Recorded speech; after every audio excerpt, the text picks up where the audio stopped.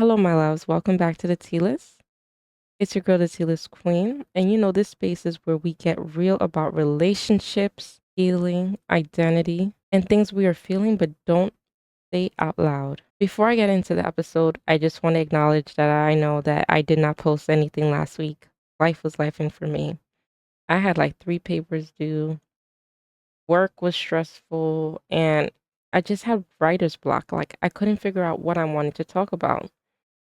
And it dawned on me, June is Men's Mental Health Awareness Month. So I'm like, let me talk about something related to that topic. Today, I want to talk about something heavy but necessary. Why are strong Black men struggling?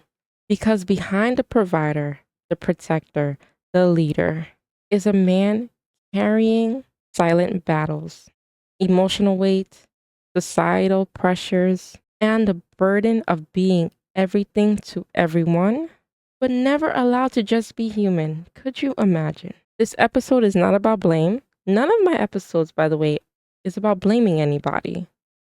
But this one specifically is about compassion, about hearing the stories we don't let our men tell. Let's get into it. Black men are raised with one message: be strong, be stoic, be silent. And while those traits are powerful, they do become very dangerous when they're used to bury pain. Society does not give Black men room to be soft, scared, or supported. I grew up hearing a lot of times my family would tell my cousins, my male cousins, to stop crying like a little girl. What are you whining for? Stop complaining. And you know what that raised? That raised men that don't know how to deal with their emotions. So in reality, he's not cold, he's exhausted. He's not distant. He's protecting what little peace he has left. Let's ask the very real question.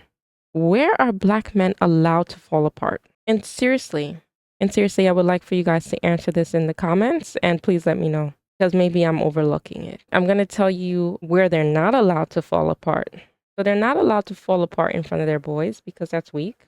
Not in their relationships, God forbid, because they're supposed to be a man. Not in public, because now you're a threat.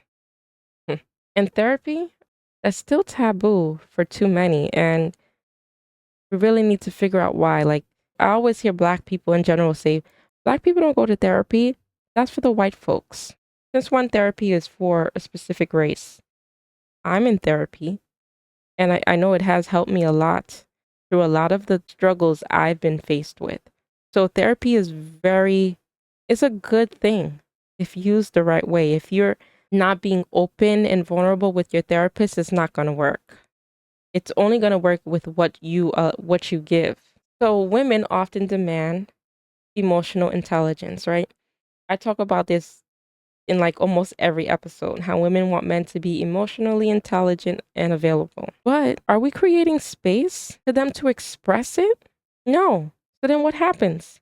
They suffer in silence. Many Black men were once soft little boys, but life hardened them. Growing up without a father, or one who taught survival, not softness. Being told to man up instead of what's wrong. Having to lead their households too early with no roadmap. And so they suppress, they perform strength, and the world applauds resilience, but ignores their reality. You know where that silent struggle shows up? It shows up in love. How? Emotional unavailability, anger masking sadness, isolation instead of communication, overlooking to prove worth, and checking out to protect themselves. So, although many women think he doesn't care, no, oftentimes he's just never been taught how to show he does without losing face. And we can change this. We can change this by changing the narrative. Normalize asking our men, how's your heart? Normalizing needing them to always be okay. Making space in relationships for emotional leadership, not just financial. Encourage therapy, not just toughness. And the last one is remind him you are more than what you carry. If you're a Black man watching this, I see you. You are allowed to feel, to hurt, to cry, To heal, strength isn't silence.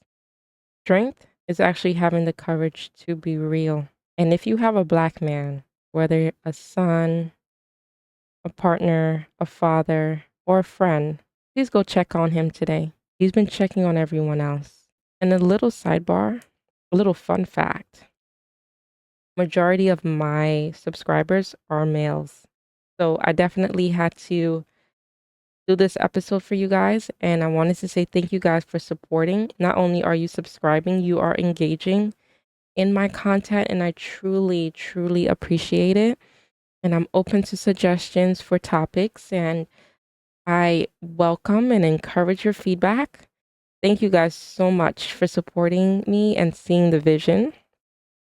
And if you are new here, please like, share, and subscribe. Comment your thoughts.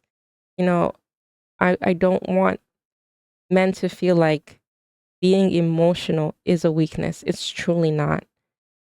I definitely want to make sure that my man knows that he has support here and that he can talk to me about anything.